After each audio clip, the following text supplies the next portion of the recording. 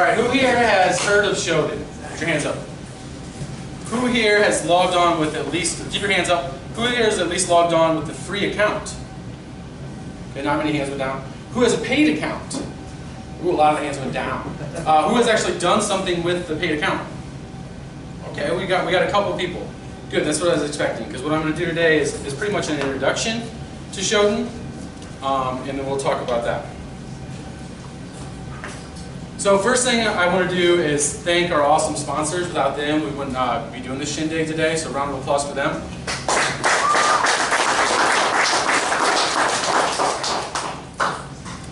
So when many of us think of the internet, we think of the World Wide Web.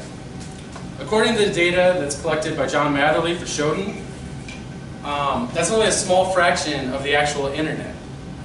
Of the 500 billion devices that are connected, only about 10% is actually the World Wide Web. My name is Blythe. I've been working in software for over 15 years. I started as a developer and continue to be a developer, but I've always been that person that takes on the operation work. Like years ago, I was the one that had a bunch of machines stacked on my desk running Citrix servers and running our build servers and different things. Moved on from there to VMs. I moved on from there to configuration management tools like Chef. I run the BSidesKC meetup, and I have for the last 4 years. We're about to have our second DevOps days here in September. So I think it'd be a great thing to get more DevOps and Sec to work together. Fun fact, you didn't care about me. I did 1 semester of college in Australia. I didn't go to class much. I had class on Wednesday and Thursday. I'd maybe go on Wednesday, maybe. I did surf every chance I got for the months that I was there. I wasn't very good. To be good, you've got to surf for years. But every day, after I got done with hours of paddling out, for what seemed like just seconds of being up on that wave, and then getting pummeled with water, this is the look I have on my face.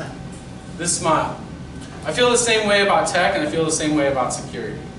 All these hours of paddling out for those few seconds of clarity and that contented feeling at the end of the day. Shodan was created by the self-described internet cartographer John Matherly.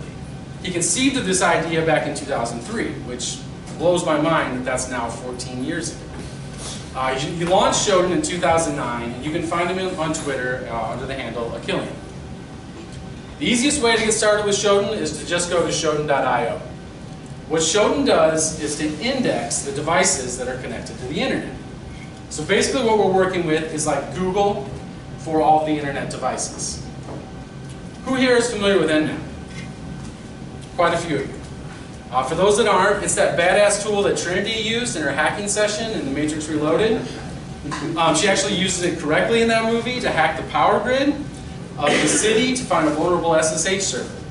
Then she uses SSH1 CRC32 exploit from 2001 to like shut down, and they have the awesome graphic, all the lights going off across the city and everything. However, as cool as this tool may be, Nmap, I would warn against using it unless you really know what you're doing. Directly from the nmap.org website, when used properly, Nmap helps protect your network against invaders. But when used improperly, Nmap can, in rare cases, get you sued, fired, expelled, jailed, or banned from your ISP. So reduce your risk by reading their legal guide. Damn! Shodan is not Nmap. When I first started Shodan, I have to admit that I was apprehensive to even use it, considering what I've heard about Nmap, especially when casting a wide net so large that we're trying to map the entire internet. But to be clear, Shodan, not Nmap. Just like with books, someone needs to organize the index cards of that library of all this information. So what Shodan does is it crawls all of the internet IPs continually and randomly from data centers around the world. The reason why it does this data centers around the world is because in some countries they don't allow traffic in from other countries, right? It also does this randomly. So if you know a bit about Nmap, I think that like the default way it does is sequentially. And that's very detectable. So you're just going to this IP address, and the next one, and the next one, and it builds all with numbers and stuff. So what this does is it randomly creates those IP addresses over a short period of time and just continually does that, gathers all the information. The basic unit is the banner. It goes out, makes an internet request, And so like, if you're familiar with an Apache server, this is an Nginx return. We've got 200 OK, you got text, HTML for the content type. Probably familiar to a lot of people in IT. This one down here is another banner. This comes from a Siemens 7 industrial control system. We'll get into industrial control systems in a little bit. The data is then decorated with metadata, such as the host name, the operating system, and where the server is actually located. So next thing we need to understand is what is actually indexed. Of course, we got the web servers, but as we discussed at the beginning, that's only about 10% of the internet. There's also databases, as we would expect. Some of these are connected to the internet so that services can come in and hit them directly. However, there's also been this explosion of IoT, or Internet of Things. 2 talks ago, they talked about IoT. So this is things like webcams, watches, and many other personal devices. So speaking of Internet of Things, have you heard about this one? You leave your dog in an internet-connected box outside of a business. This is a terrible idea. What happens when the power goes out or this thing's unplugged? Like, are you going to bake your dog or is someone else going to come take your stupid? There's also a drone on the market now that picks up dog poop throughout cities. No shit. Fourth thing is industrial control systems. This is one of the most interesting things I learned while researching this presentation. There are many pieces of complicated industrial machinery out there. So before the internet, companies had to pay these highly trained technicians a bunch of money to drive to where these things were. Right? Super expensive because you got highly paid people and most of the time you're paying them to drive. So many companies started connecting these devices to the internet. So they get this economy of scale. They can bring in a lot of their routine maintenance to a centralized location, have that really smart person take care of many different places as opposed to driving 80% of the time. Right? Many of them started doing this well before there was a Linux operating system. So they've got these proprietary systems that they still use to this day that control our water, electricity, gas, and many other important pieces of technology. So these, so if we scroll down on the front page a little bit, we're going to come to Heartbleed. There's a link that we're going to go to now in our demo.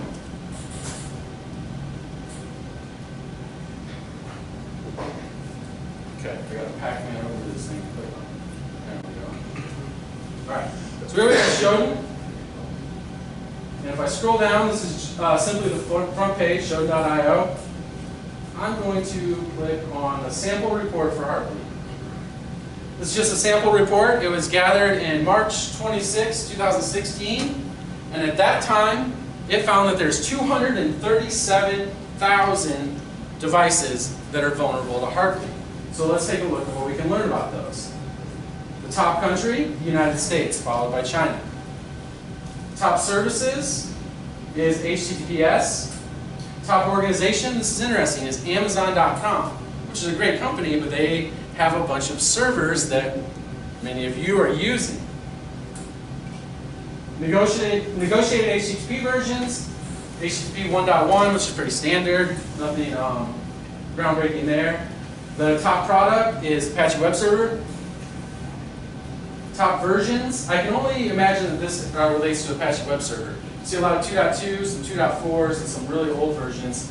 This 9.0, I can't really figure out. That must be something that's on the list up above it. And then top domains, again, we see Amazon, AWS.com. So this is a lot of people's EC2 instances and whatnot. SSL versions, expired certificates, and all that. Right?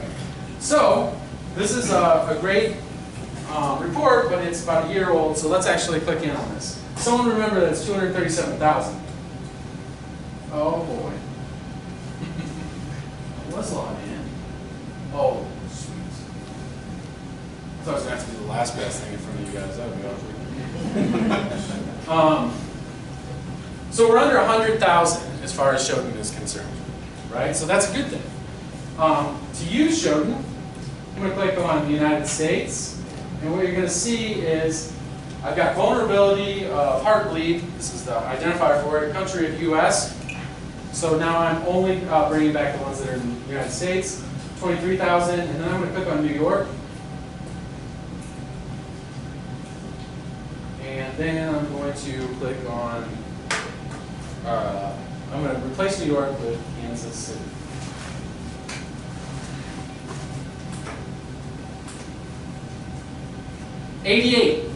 There's 88 servers here in Kansas City that are susceptible to Heartbleed.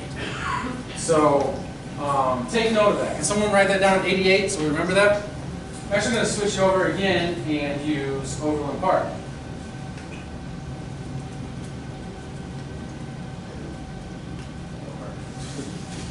Maybe I am. It's hard to look over your shoulder and type. Please pop up and just let me click on you. I should get rid of that.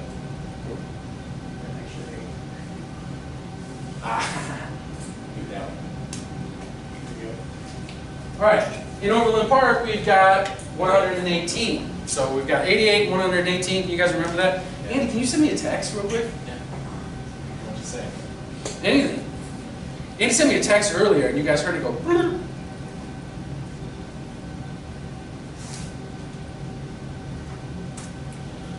All right, this is directly from the book by John Matherly on Shodan. I broke all the rules of presentations, put a wall of text up here, but the emphasis is mine. I'm going to read it to you.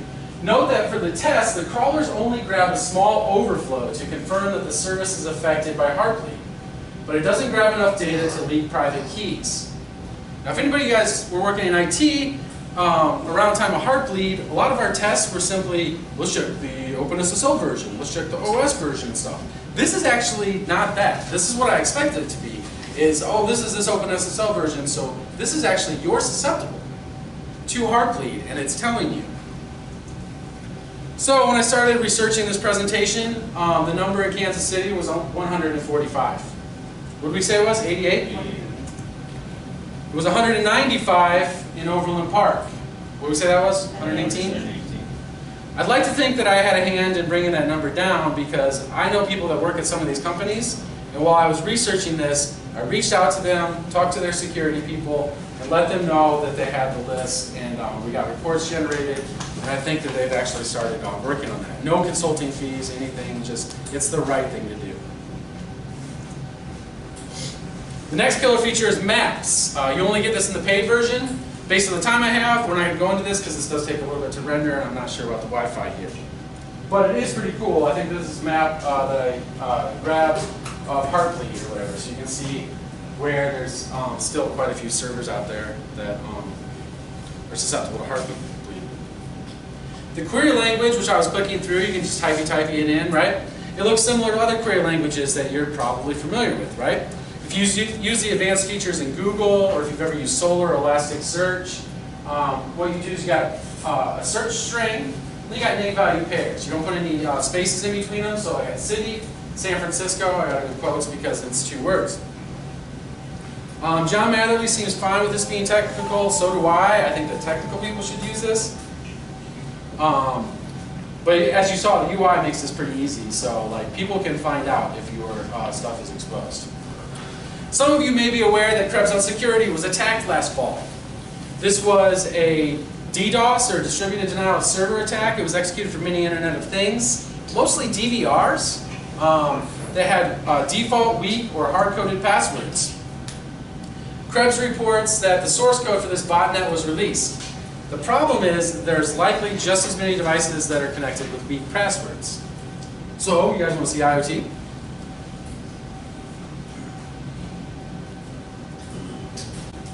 Here we've got Internet of Things. When you do a search, you can save it as a report if you've got a paid account, and you can tag it as something. These are the searches that are tagged as IoT or Internet of Things. Did that go off? Yeah, just that. Oh, it was a terrible demo. I'm not even going to tell you about that anymore. So, if I search for, if I switch this over,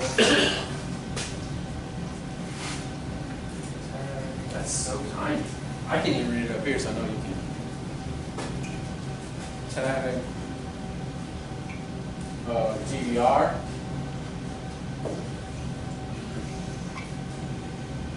We can see pretty quickly that there's a TiVo one in here.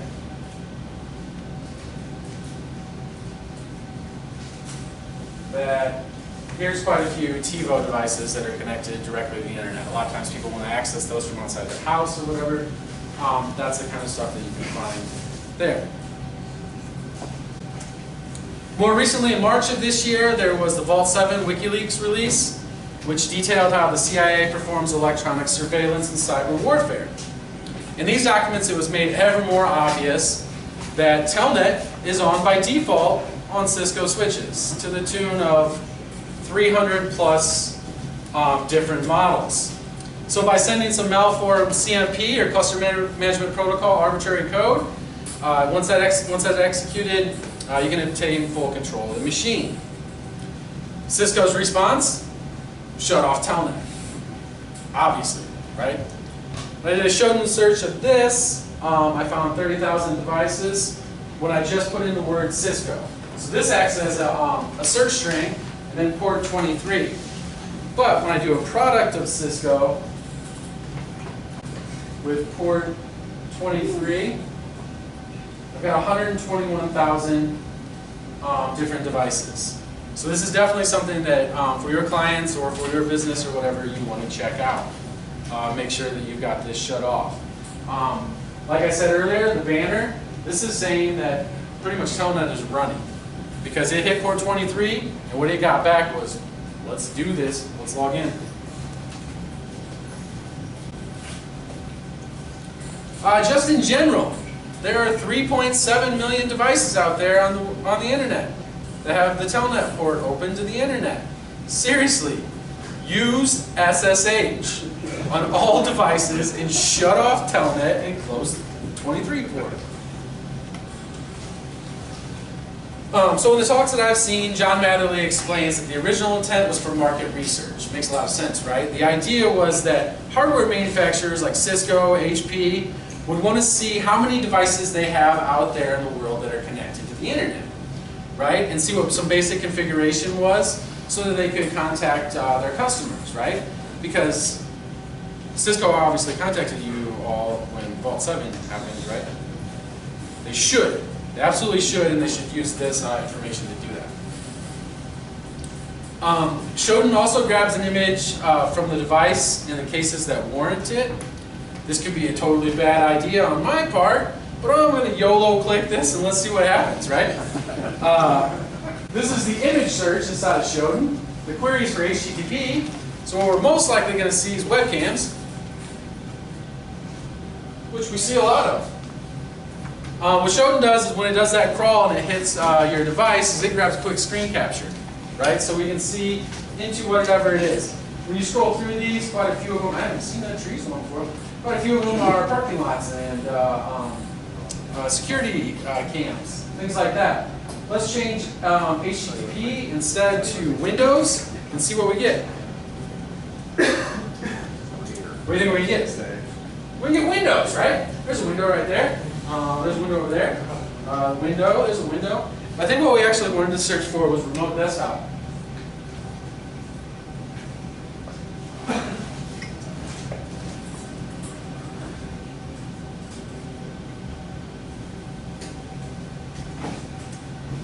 And these are the windows you guys are probably more used to seeing or whatever. It actually goes to that RDP port and it grabs a screenshot of that. So if you have this exposed to the internet, then that's there. So that's good to know, right?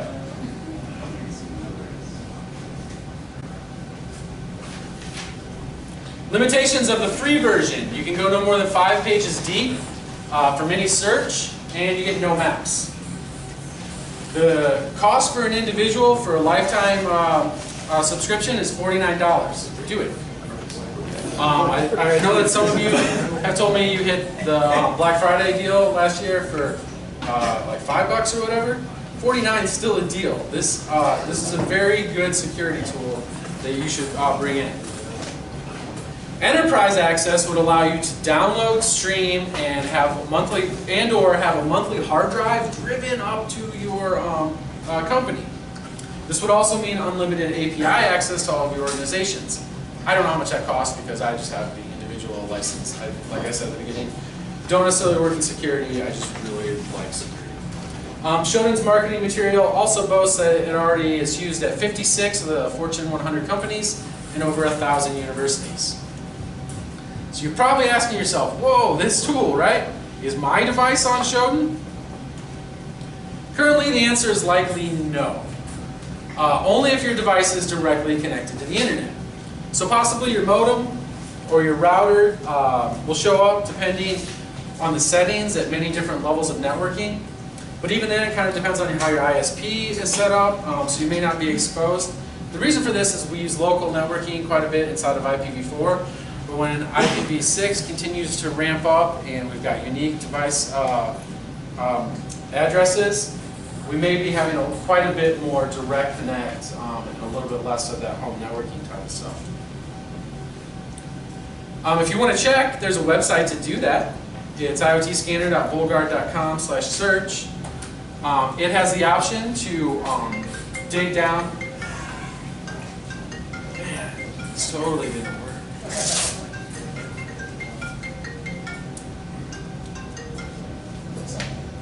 So this was a Faraday thing that my wife made, which is really cool, and it was working, but it didn't work. Sorry.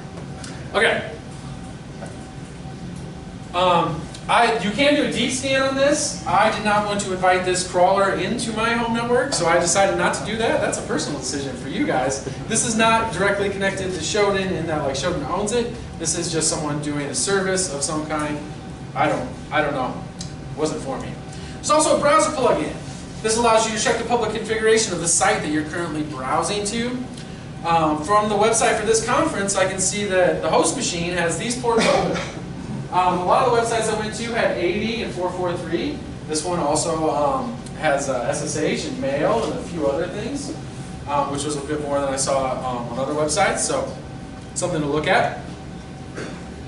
John Matherly does excellent talks. I highly recommend that you go to them. My favorite part in one of these talks is when he goes into when they found that there was a control system for something super important, like a power plant or something, somewhere in Europe. And they could actually see the web page where they could like clicky buttons turn things on and off, right? And they contacted them, like totally trying to do the right thing. And they're like, they're IT people. Like if you think we're bad in the enterprise and in our website type of security, like a lot of this industrial control system stuff, it's kind of scary because the answer that they got back is, oh no, we have that on a static IP address with no DNS on top of it, so nobody's going to be able to find that. To the guy that found it, right? So there's in industrial control systems, there's a long way to go for security. You can pick up the Shodan book for $4.99 suggested price, or if you're like me, I just paid even $10 because it's an awesome tool. And for the disclaimer, I want you to use this information for positive purposes. Accessing or attempting to access someone else's device could be punishable by law. It's very easy in Shodan to just click on those links and go to these things. I tell you these things that I told you today so that you can protect yourself and you can protect those around you and have better security. I have been incredibly tempted to click on stuff and go to those addresses. But you may think that you're trying to make a connection to some dummy who left their stuff open on the internet. You might be making a connection to someone way smarter than you that set up a honeypot that's going to try to like pull your information or pull your data or pull you. I don't know. Can they do that through the internet? But what Shodan does, and the book goes into this, since I'm just doing an introduction, is they have a honey score. And this is a good way to, if you read that section in the book, to find honeypots. He also goes into a really good explanation on serial uniqueness, which is a big deal with those industrial control systems. So what I'm saying is you should really buy the book as a companion to the tool. Feel free to contact me about Shodan to get you set up or to get teach you some things. My consulting fee just went up from the free that I did earlier to one beer. So because I now have done a talk at a conference about Shodan.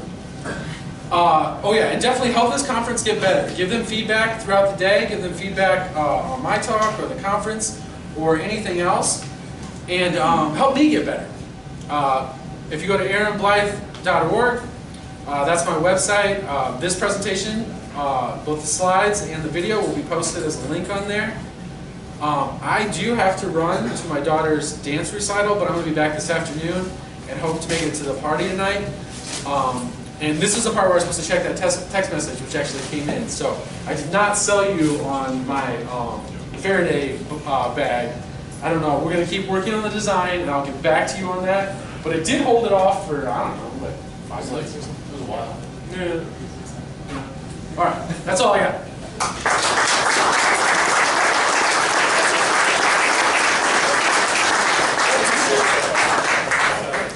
We got t-shirts.